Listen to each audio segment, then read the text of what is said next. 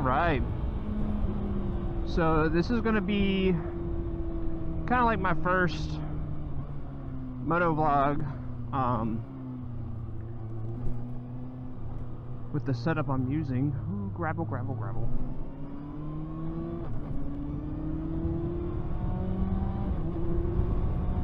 I just got my purple Panda installed. I was waiting on a shim mount.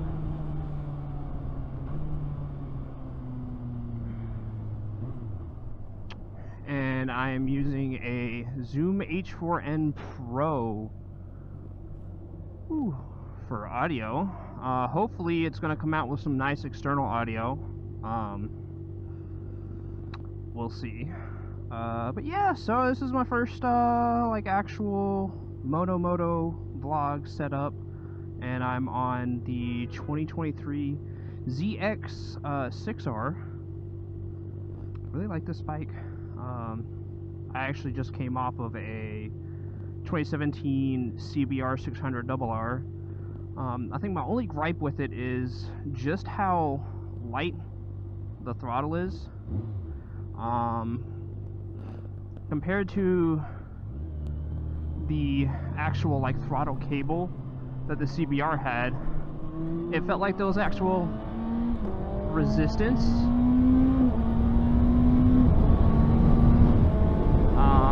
And this one just kind of has nothing. It's, I don't want to say it's easy to whiskey throttle, but there's nothing holding you back from twisting that handle, accidentally or otherwise. Whereas, you know, with the CBR, you had that that kind of natural resistance of the throttle cable against the butterfly valve.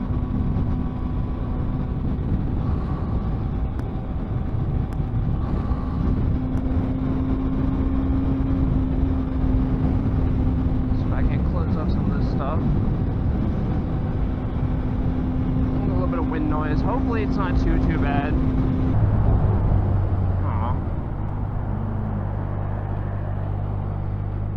Do we got accidents?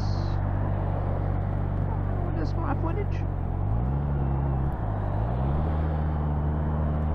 I already know where I kind of am, so it's no big deal anyways. But yeah, so I've been riding bikes for a few years now. Since 2022.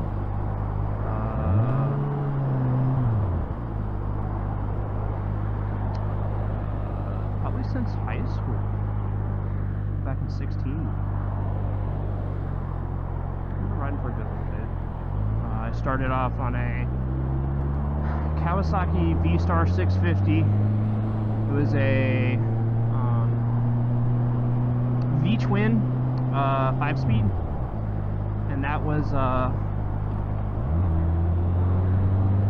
interesting to ride. Once you got on the highway, you really needed that 6th gear. That thing felt like it was trying to come out from under you. It was just screaming. Then up in Concord, I found a Ninja 650, all green. I really liked it, and I knew that I wanted to start riding sport bikes. But I knew that if I just got a straight sport bike, I'd probably kill myself, and I really don't want to get scraped off the road. So I got a parallel twin 650. That was a Ninja 650. Rode that for a bit. And that one wasn't too bad.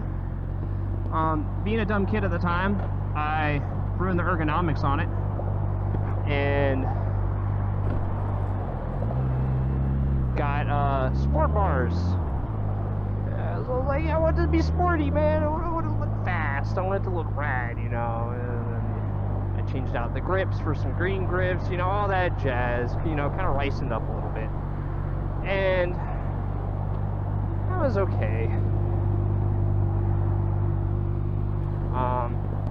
And then one day I went to the dealership and I saw a used Ninja 636 on the floor, and I was like, I want that bike.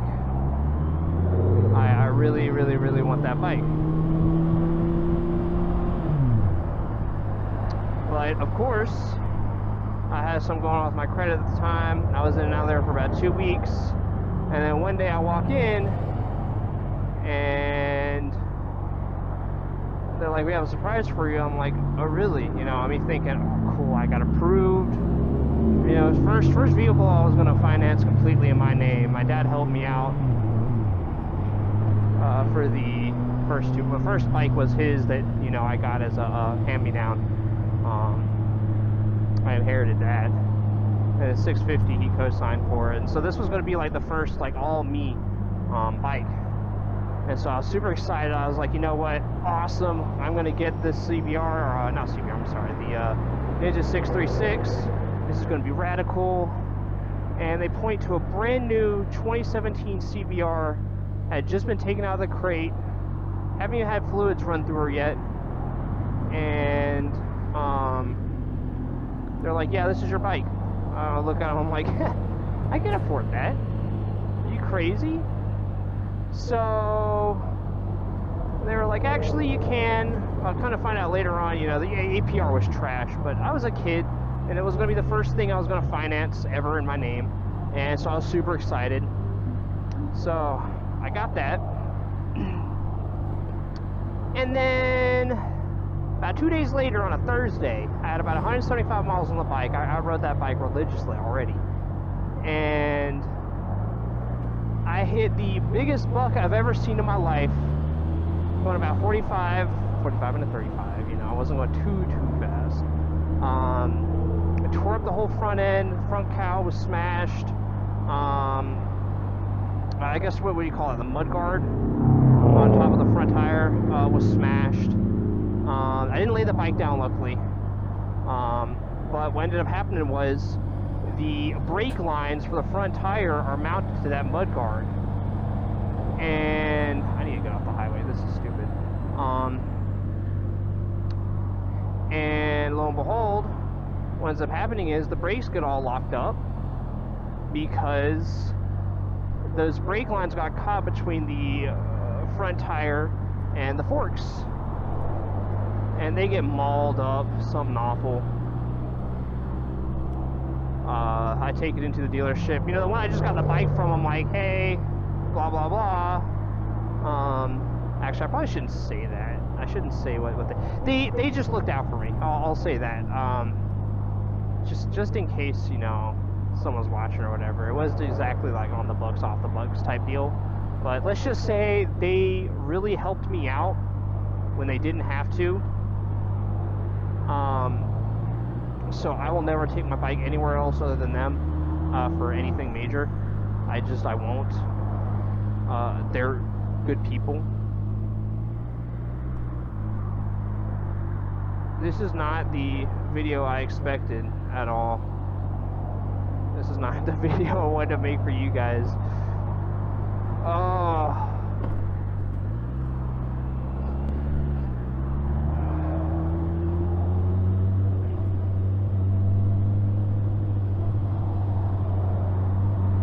Well, we got about a mile before the next exit, and we'll take that thing out of here.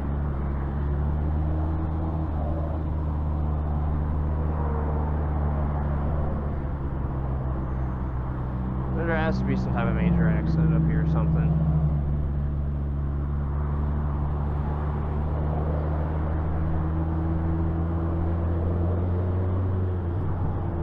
But yeah. So trashed the crap out of the CBR. Not too bad. It was about $4,000 worth of damage. Nothing was really mechanically broken on it, just cosmetically. Got her fixed up, rode her all the time. And then that's when I got a while, I think about this year actually, I got the Tracer 9 GT as a all daily bike. I wanted something that I could go to work, ride in cold weather, do super duper long trips on comfortably. And that's when I found out about the Tracer 9 GT by Yamaha, and that bike's phenomenal. It's pricey, But for what you get, man, I mean, you get quick shifting, heated grips, ABS traction control,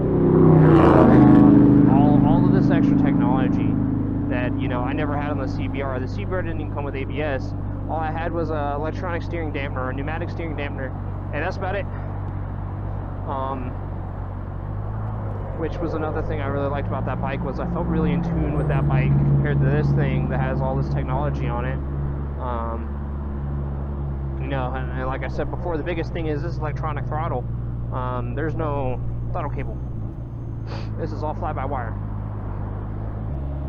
So let me know, guys. Like I said before, this is my first motovlog, so I really don't have any topics to put down. Let me know if there's anything you guys are interested in me talking about. If there's any topics you guys want me to graze over. Of course, you know, because this is YouTube, I'm gonna try to keep it, you know, free of politics and all that other stuff. Think of it like kind of like work almost. Not saying I don't want to, but I'd prefer not to get stuff, you know, so involved so early. Yeah, if you guys are interested on anything about motorcycles, cars, you name it. I do play a lot of video games, so I might actually do some Twitch streaming. I do have a good enough setup to do that, but we'll see. I would like to, in the future, take this to the track. I got a couple suits. I would probably just need to take everything off of my helmet that is currently mounted on it for safety reasons, because I know that they are super duper against you know, any type of like external stuff hanging off your helmet.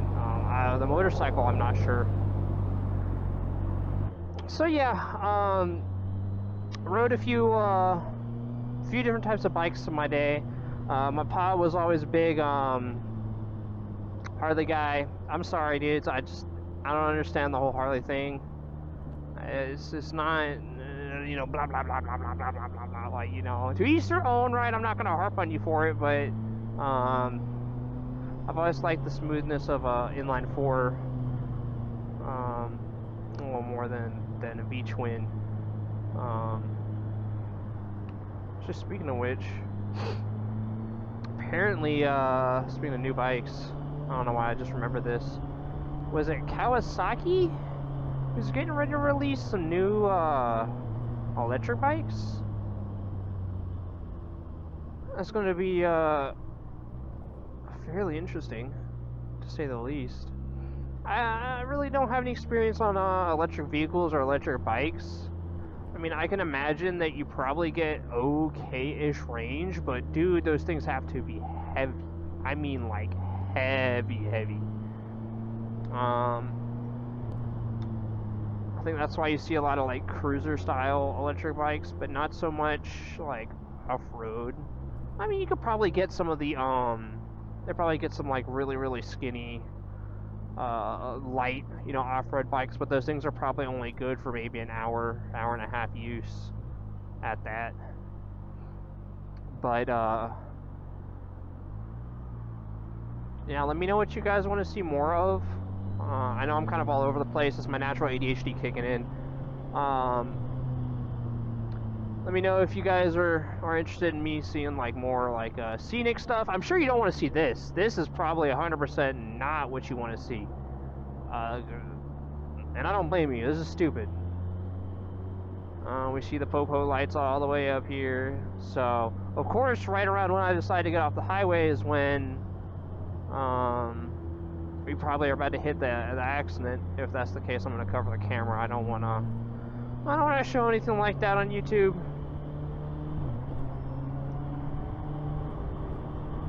Looks like things are starting to loosen up a little bit.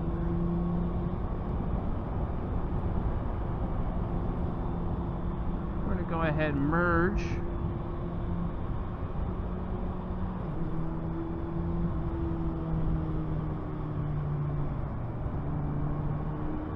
And we're going to get back into our lane.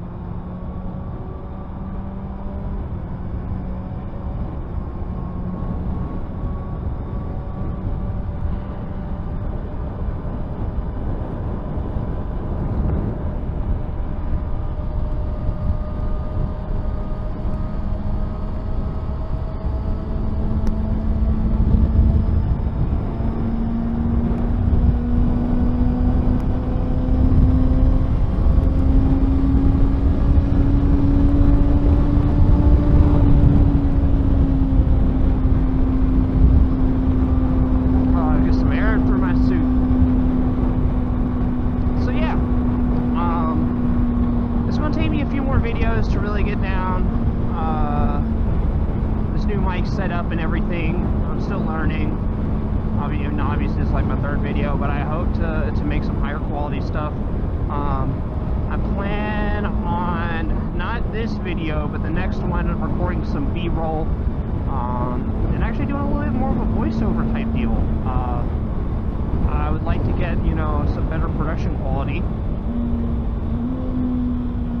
because I take pride in the work I do. You know, I'm obviously not happy right away with the quality of the video so far. So far, it's just been me kind of like, you know, we're riding. But we'll take a little different route today.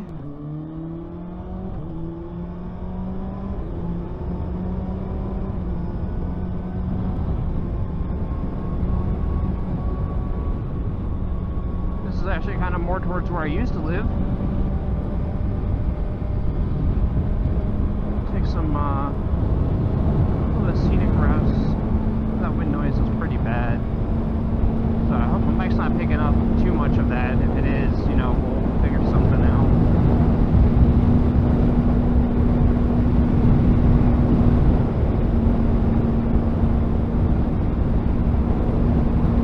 But yeah, dude, I'm trying to think what else we got going on here.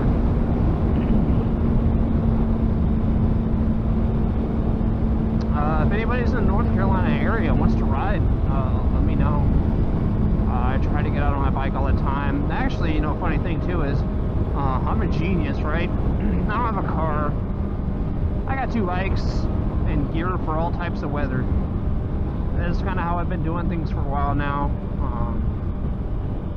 You know, if I need to move or anything major, you know, you got people you can lean on for something like that, or you can reach out and get a company or something like that. But you know, for my day-to-day stuff, a motorcycle's good enough for me. On the Tracer 9 GT for groceries, you got your 2 saddlebags and a backpack. Boom. You know?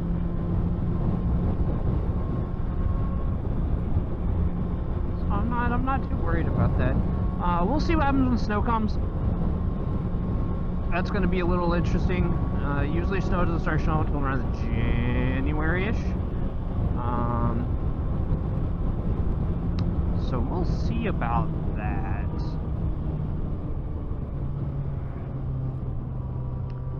I'm hoping I don't have to get knobbies for the Tracer 9 GT.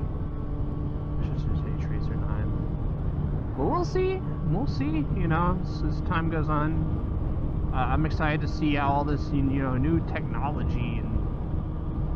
Okay, that was weird. New technology and stuff goes... or works for, you know, adverse conditions like that. You know, I can tune down the power.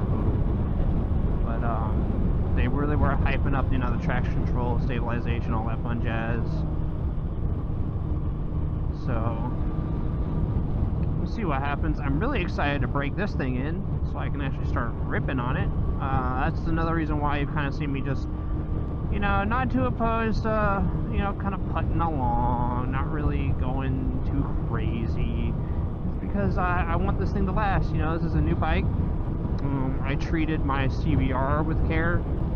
Yeah, I still rode her like a maniac, but, and there is a big debate online about, you know, whether you thrash your engine for more horsepower in the braking period or you follow the guidelines. And there's different schools of thought on the correct way to do things, you know, and I believe that you should follow it to an extent, the manufacturer guidelines.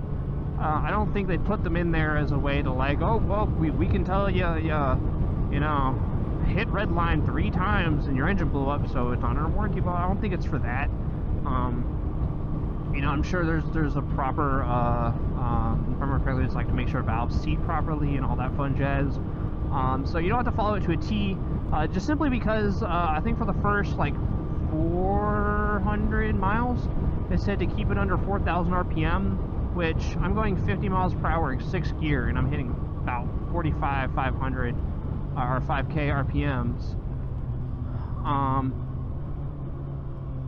That's not happening. You're not keeping this bike, you know, unless you're trucking around at 30 miles per hour in 6th gear. Like, that's not a possibility at all. So, the next section is from, I think, 4 to 600, which is keep her under 6,000 RPMs. So, keeping her under 6,000 RPMs, that's pretty doable.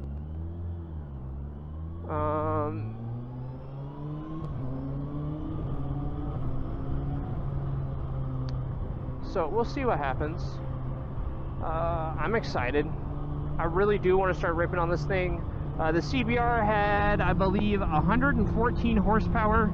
This has, I think, don't hold me to it, I'll have to double check, but I'm pretty sure it was like either 127 or 132. Somewhere around there. I know with a tune, you know, maybe an exhaust and a tune, you can get her up into the 130s, but I think it was 127. I'm not, I've had my daily intake of caffeine today, so we'll see. But, it definitely does feel like it's got more to give. The CBR, you know, with my body weight, I was around, I want to say 175-ish at that time, you know, because of COVID and everything, and switching jobs from a more active job to a desk job, you know, I'm now like at 180. But the CBR, you know, I got her up to around like 155, 156 before. So I'm excited to see where this thing kind of tops out. I was actually wanting to get an R6, but apparently they don't make those no more. So that's kind of disheartening. They got a, what do they call them, R7? Which is,